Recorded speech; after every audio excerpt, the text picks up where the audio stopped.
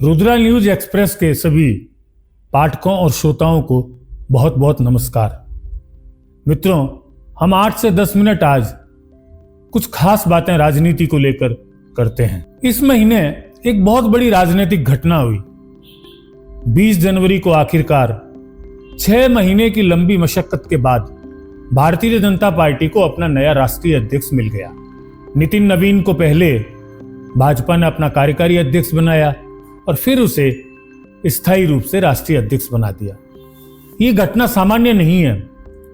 देश की राजनीतिक दलों की जो स्थिति वर्तमान में है, उसे अगर आकलन करें हम तो पाएंगे कि आजादी के बाद पहली बार इतनी कम उम्र का कोई राजनेता किसी भी राष्ट्रीय दल का राष्ट्रीय अध्यक्ष बना है, और वो भी उस दल का जिसे दुनिया का सबसे बड़ा राजनीतिक दल सदस्य संख्या के आधार पर माना जाता है। भाजपा के नए अध्यक्ष नितिन नवीन विद्यार्थी परिषद से राजनीति में उतरे, वहां से वो संघ तक पहुंचे, संघ से फिर वो उन्होंने भाजपा तक की यात्रा की। पारिवारिक पृष्ठभूमि भी उनकी राजनीतिक है और वो भी इसी विचारधारा की है। नितिन नवीन खुद बिहार में विधायक रहे हैं 2 बार और मंत्री भी रहे हैं।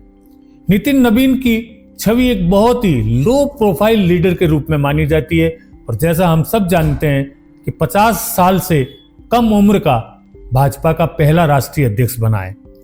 इस कम उम्र के कई मायने हैं। एक तरफ भाजपा में जब नानाजी देशमुख ने एक बार राजनेताओं के रिटायरमेंट की बात की थी और पहले पद छोड़ा था, तो कुछ समय पहले राष्ट्रीय स्वयंसेवक के सरसंघ चालक मोहन भागवत जी ने भी एक उम्र के बाद राजनेताओं को आराम ले लेने की सलाह दी थी। हालांकि बाद में उन्होंने अपने बयान को बदल लिया। उस दौर के बीच में एक युवा को भारतीय जनता पार्टी की राष्ट्रीय कमान सौंपना ये चकित करने वाला बड़ा राजनीतिक निर्णय माना जाना चाहिए।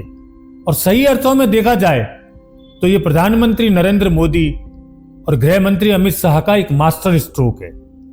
इतनी कम उम्र के व्यक्ति को कोई राष्ट्रीय अध्यक्ष का पद देगा, इसकी कल्पना किसी ने नहीं की थी, क्योंकि भाजपा के राष्ट्रीय अध्यक्ष के लिए जिन लोगों के नाम चल रहे थे उनमें राजनाथ सिंह, धर्मेंद्र प्रधान, देवेंद्र फडणवीस, शिवराज सिंह चौहान, वसुंधरा राजे सिंधिया, इस तरह के नाम थे जो कम उम्र के नहीं है। उनके बीच में अचानक से हमेशा की तरह सबको चकित करने वाला नाम मोदी और शाह लाए, और वो था नितिन नवीन का। अब नितिन नवीन राष्ट्रीय अध्यक्ष बन गए। इसके पीछे एक बहुत लंबी सोच अमित शाह और मोदी जी की है। दरअसल भारत को युवाओं का देश माना जाता है, क्योंकि दुनिया का यह अकेला एक ऐसा देश है जिसमें सर्वाधिक लोग युवा हैं। युवा शक्ति का इस्तेमाल करने के लिए या युवाओं को फिर से भारतीय जनता पार्टी की तरफ मोड़ने के लिए यह बड़ा मास्टर स्ट्रोक खेला गया है।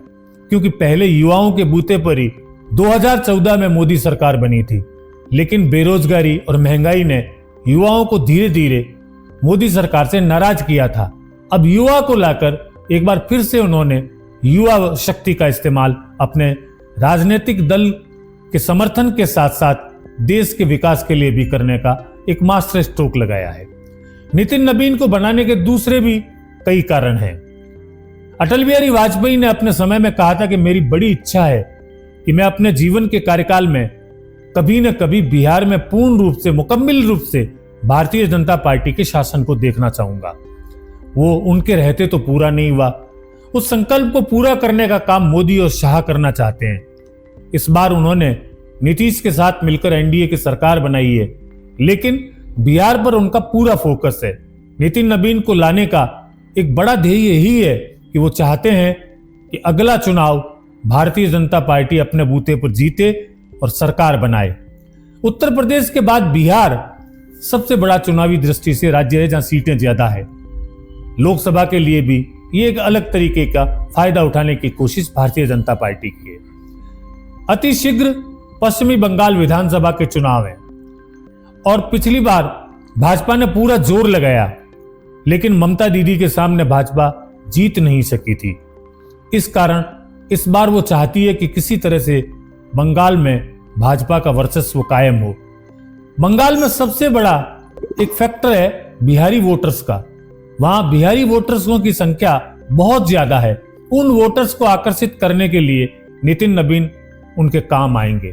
तो भाजपा ने बहुत सोची समझी चाल के तहत एक राजनीतिक दूरदृष्टि को रखते हुए नितिन नवीन को यह अध्यक्ष पद दिया है।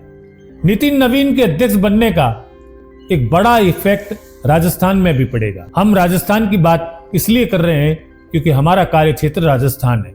राजस्थान में नितिन नवीन के आने के बाद से कई नए राजनीतिक समीकरण बनेंगे। सबसे बड़ी बात यह है कि पिछले दिनों भारतीय जनता पार्टी ने यहां के दो दिग्गज नेताओं जो चुनाव में हार चुके थे उनका बड़ा अच्छा इस्तेमाल किया। सतीश पूनिया जो पहले प्रदेश अध्यक्ष थे, वो विधानसभा का चुनाव हारे तो उन्हें हरियाणा का प्रभारी बनाकर भेजा गया और हरियाणा में मुश्किल परिस्थिति में तीसरी बार भी वो भारतीय जनता पार्टी की सरकार लेकर आए। उसके बाद सतीश पूनिया को दिल्ली और बिहार का जिम्मा भी दिया गया, फिर दिल्ली यूनिवर्सिटी का जिम्मा दिया गया। वहां सारी जगह पर सतीश पूनिया सफल हुए। और दूसरे राजनेता थे पूर्व नेता प्रतिपक्ष राजेंद्र राठौड़, वो भी चुनाव हारे थे। उनको भी पार्टी ने बिहार, हरियाणा और कई जगहों पर चुनावी अभियान के लिए भेजा। तो निश्चित रूप से इन नेताओं को नितिन नवीन अपनी टीम में लेने के एक तरह से संकेत दे चुके हैं। लेकिन सबसे बड़ी बात है कि इन सब के बीच में पूर्व मुख्यमंत्री और वर्तमान भारतीय जनता पार्टी की राष्ट्रीय उपाध्यक्ष वसुंधरा राजे सिंधिया का क्या होगा, इस बात को लेकर अभी भी सस्पेंस बना हुआ है। क्योंकि पहले तो अध्यक्ष पद पर उनकी बात चली, वो बात अब नितिन नवीन बनने के बाद खत्म सी हो गई। मुख्यमंत्री के रूप में भजनलाल को अभी परिवर्तित किया जाएगा या नहीं, ये आला कमान जानता है। और कोई पद ऐसा रहा नहीं। और वसुंधरा राजे एक ऐसी नेता है जिनकी उपेक्षा पार्टी किसी भी स्तर पर कर नहीं सकती। तो बड़ा सवाल, बड़ी उलझन भाजपा नेतृत्व और नितिन नवीन के सामने वसुंधरा राजे सिंधिया की रहेगी कि उनका उपयोग वो भारतीय जनता पार्टी में किस तरह से करे और क्या उपयोग करे। ये आने वाला समय अब तय करेगा। लेकिन नितिन नवीन के आने के बाद एक तरफ जहां उत्तर भारत में भारतीय जनता पार्टी की राजनीति को बल मिलेगा, वहीं पूर्वोत्तर में बंगाल, त्रिपुरा और आसाम, इन तीनों राज्यों में भी भारतीय जनता पार्टी को फायदा मिलेगा। नितिन नवीन अब किस तरह से आगे अपनी कार्यप्रणाली को दिखाते हैं, उससे भारतीय राजनीति में एक बड़ा फर्क पड़ेगा। क्योंकि भाजपा को एक बड़ा मलाल है कि उसके तीसरे कार्यकाल में उसको बहुमत नहीं मिला और उसे एनडीए की सरकार बनानी पड़ी। वो चाहेगी कि अगली बार लोकसभा में भी वो अपने बूते पर पूर्ण बहुमत लेकर आए। नितिन नवीन को अभी परखना है, अभी देखना है और उनकी कार्यप्रणाली इस बात को प्रमाणित करेगी कि मोदी और शाह का निर्णय सही है या गलत। ये आने वाला समय तय करेगा। बहुत बहुत धन्यवाद। नमस्कार।